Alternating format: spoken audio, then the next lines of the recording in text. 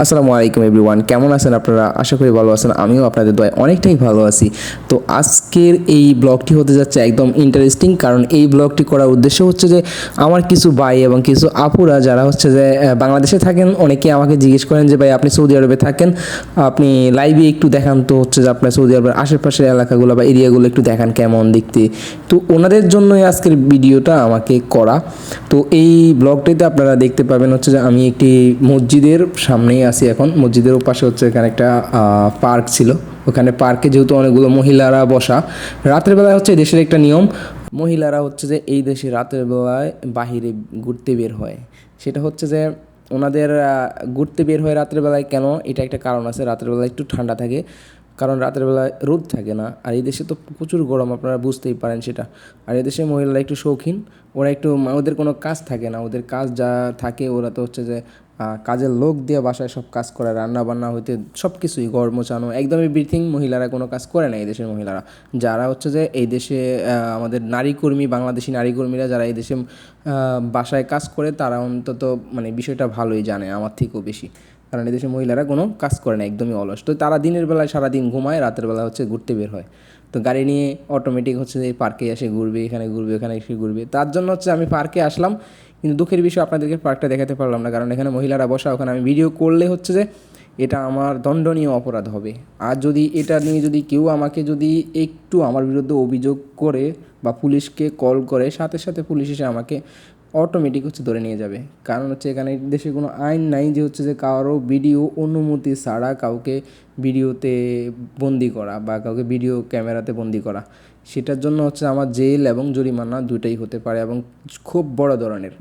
এই জন্যই হচ্ছে যে আপনাদেরকে অনেক সময় আমি পারি না, চাইলেও পারি না হচ্ছে অনেক কিছু, আরও অনেক অনেক কিছু হচ্ছে দেখাতে পারতাম বা আপনারা এনজয় করতে পারতেন সেই সব জিনিসগুলা, কিন্তু ওই সব জায়গায় হচ্ছে মানুষজন থাকে, তাই হচ্ছে আমি ভিডিওগুলো একটু দেখি কোথায় কোথায় মানুষ নাই, সেখানেই হচ্ছে আমি ভিডিও শ্যুটগুলো নেই।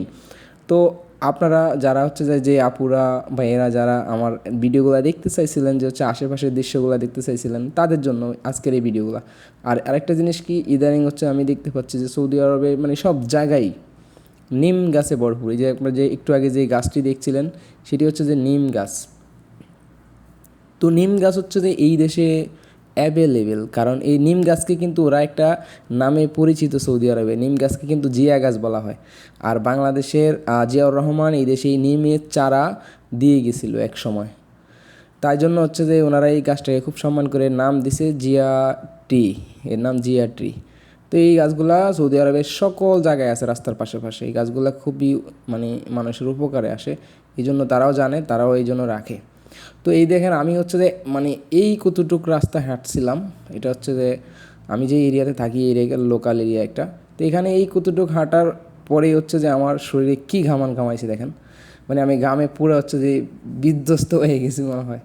মানে মনে হয় যে আমি দুই দুই ঘন্টা কোথাও থেকে দৌড়ায় আসছি, এরকম অবস্থা। তো যাই হোক, আজকে আমার এক গেস্ট উনি আমার বাসায় আসছিল, তো ওনাকে নিয়েই, ওনার উদ্দেশ্যেই আসলে বাইরে ঘুরতে বের হওয়া। আর নয়তো আমি রুম থেকে বের একদমই হই না, কারণ বাইরে গরম গরম, আমার একদমই ভালো লাগে না।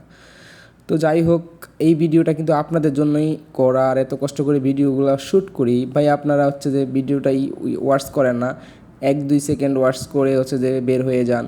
ফুল ওয়াচ করে ভিডিওতে দুইটা কমেন্ট করলে, একটা কমেন্ট করলে, একটা লাইক করলে তো ভাই কিছু হয় না। আপনাদের উদ্দেশ্যে তো এত কষ্ট করে ভিডিওগুলো মেক করি। তো যারা দেখতে চাইছিলেন তাদের উদ্দেশ্যে ভিডিওটা করা।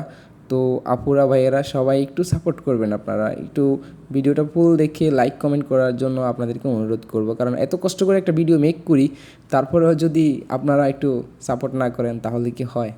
তো সবাই ভালো থাকবেন, আমার জন্য দোয়া করবেন। আসসালামু আলাইকুম।